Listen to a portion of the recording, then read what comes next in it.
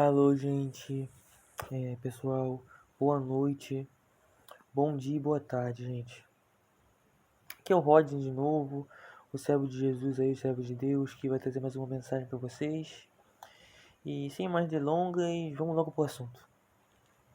Gente, eu quero comentar aqui, falar sobre a humildade de Jesus.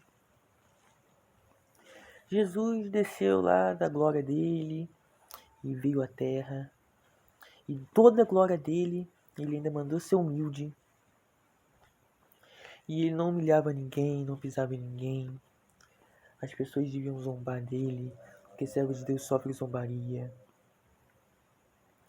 As pessoas deviam se achar melhor do que ele.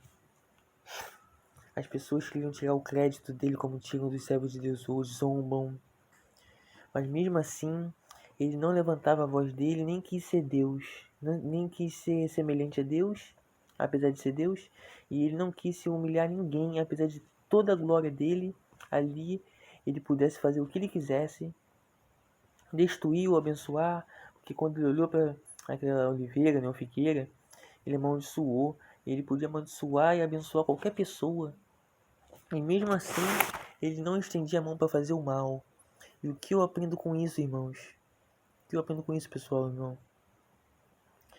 Que Jesus, apesar de todo o poder dele de destruir, ele não destruía, ele deixava tudo na mão do Pai dele, na mão de Deus, que ele realizaria o juízo no período certo, porque tudo tem um tempo determinado, até a nossa morte, até a morte dele tinha um tempo, para tudo tinha um tempo. Então, Deus, ele era poderoso, Jesus é poderoso, mesmo em terra, sendo humano, ele tinha poder de destruir, mas ele só abençoava. E se ele amaldiçoasse alguma coisa, nunca era pessoa, nunca destruía, fazia o mal, como os demônios fazem, como nós, pessoas que se irritamos, fazem o mal. Mas Jesus era paciente, Jesus era humilde, apesar de ser glorioso. Eu quero citar um versículo aqui para você, que Jesus possa compartilhar essa humildade com você. E você, apesar da sua riqueza, apesar da sua bênção, apesar de quem você é, a sua vestimenta, a sua casa, o seu bairro, a sua cidade, o seu país, o seu carro, o seu relógio, os seus bens, tudo que você tiver, o seu salário, as suas finanças, o dinheiro que você tem no banco, gente.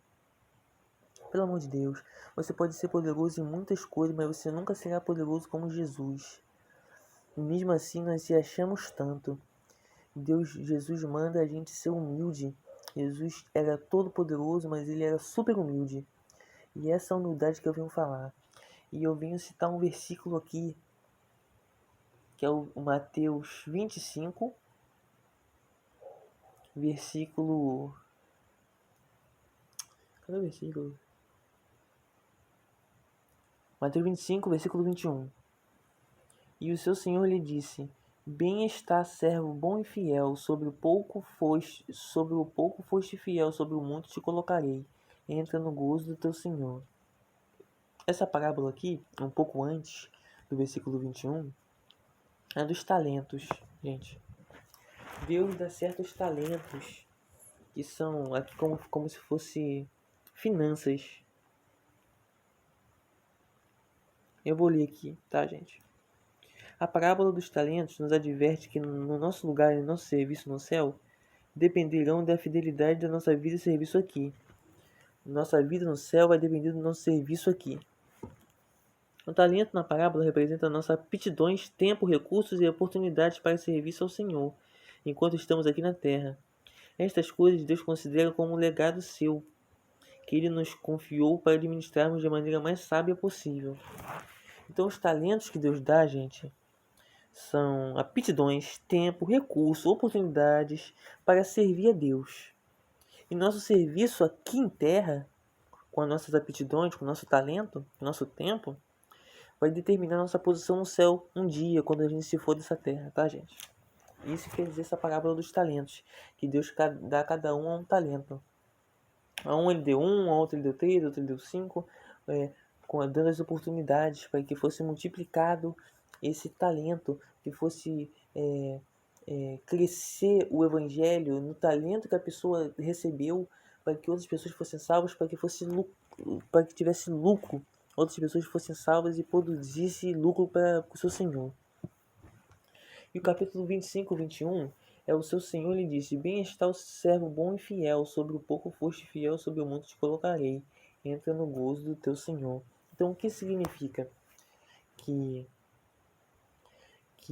na fidelidade que você teve aqui na terra, seja muito ou seja pouco, conforme a tua fidelidade e teu serviço aqui, com os teus talentos que tu foi enviado a ti, a nós, né? Ele vai colocar a gente no muito. E com certeza aqui embaixo a gente está no pouco. E mesmo que a gente tenha um razoavelmente muito, né? Que nunca seria, né? Gloriosíssimos, né? Deus até ele ama mais os pobres. Então, se você tem condições, você tem salvação? Você tem sim. Só não pode deixar a riqueza te dominar. Só não pode deixar de servir a Deus, usar todo o seu talento, o seu recurso para servir a Deus. Entendeu, gente? Para servir a Deus. Porque Deus ele ama até o rico. Mas o rico, ele confia no dinheiro, confia no conforto e deixa de servir a Deus por tudo que ele tem de bom. Por isso que Deus condena os ricos. Mas os ricos têm a exceção. Os que não confiam na riqueza e os que não se deixam levar pela riqueza e servem a Deus com toda a força, com todo o poder de humildade e servindo a Deus na palavra, para que seja aprovado por Deus um dia. E lendo aqui o versículo 29 na parte de estudo, gente. Jesus ensina um princípio importante sobre o galardão do crente no céu e seu estado ali. Galardão no céu, gente. O que cada crente receberá no futuro do reino de Deus depende da porção daquele reino que ele já possui agora. O reino de Deus possui a porção do reino que a gente recebe agora. Mas detalhe.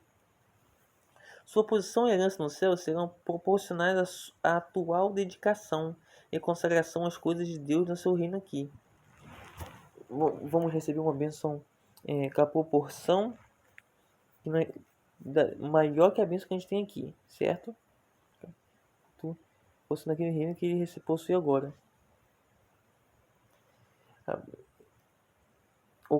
O que cada crente receberá no futuro, o reino de Deus, depende da porção daquele reino que ele possui agora. Beleza, o reino. Pouco ou muito. Você tem uma porção aqui. Só que a dedicação e consagração às coisas de Deus e do seu reino aqui, sua posição de herança no céu será a sua dedicação e consagração. É o que explicou no versículo anterior. Entendeu? Dando um resumão aqui. Falando que as nossas aptidões, nossa fidelidade vai dizer pra gente o quanto a gente vai ser no céu. Entendeu, gente? E é isso que eu queria dizer. A humildade de Jesus, ele é poderoso, ele é santo, ele é vitorioso, mas não amaldiçoou, morreu por amor, não destruiu ninguém, só uma figueira lá, uma oliveira, uma figueira, e ainda, né, controladamente, né, ama a gente de todo o coração e pratica juízo. Sim, pratica, ele é juiz agora. Mas ele ainda é amor e ele tem prazer de fazer o bem para você. Esse é o amor de Jesus, ainda que ele pratique juízo, ainda que ele pratique castigos. Que Deus ama, ele açoita aquele que tem por filho. Assim como Deus fez com ele, Deus faz com a gente. Mas ele é nosso intercessor, nosso amor maior. Não tem amor maior que o de Jesus, minha gente. Ele é o verdadeiro abençoador. E use as tuas finanças, teu tempo, tuas aptidões, teus talentos para promover o reino de Deus. Porque a proporção do teu reino aqui, a proporção da tua vida aqui, você vai receber lá no céu, com o que você tiver aqui, mas com os seus talentos, com as suas aptidões sendo enviadas para o Evangelho, para que pessoas sejam salvas e o reino de Deus prospere, porque o reino de Deus, ele não é dinheiro, ele não é finanças, nem comida, nem bebida, né? Ele é os nossos corações. É a gente que vale muito, não o dinheiro. A gente só usa os recursos para o bem de Deus, para o bem do Evangelho e para o bem do próximo, tá bom, minha gente? Não se esqueça disso. Mesmo que você seja grande ou pequeno, use suas aptidões e sirva a Deus, porque no pouco que você tem, ainda que seja muito, Deus vai te colocar mais ainda no céu, se assim tu fores fiel a Ele, humilde, ainda que tu for poderoso em alguma forma aqui, tá, minha gente? Então eu agradeço, são 10 minutinhos, tá? Uma boa noite, um bom dia e uma boa tarde. Até amanhã com mais mensagens. A humildade de Jesus, Ele é poderoso E você, mesmo que você seja poderoso, você vai ser humilde, se assim você quiser ser salvo, se você quiser agradar a Deus e usar todo o teu recurso, o que for possível para o Evangelho, para salvar almas. Porque assim você vai fazer o bem para si mesmo. E assim fica a mensagem, tá, minha gente? Uma boa noite, um bom dia e uma boa tarde.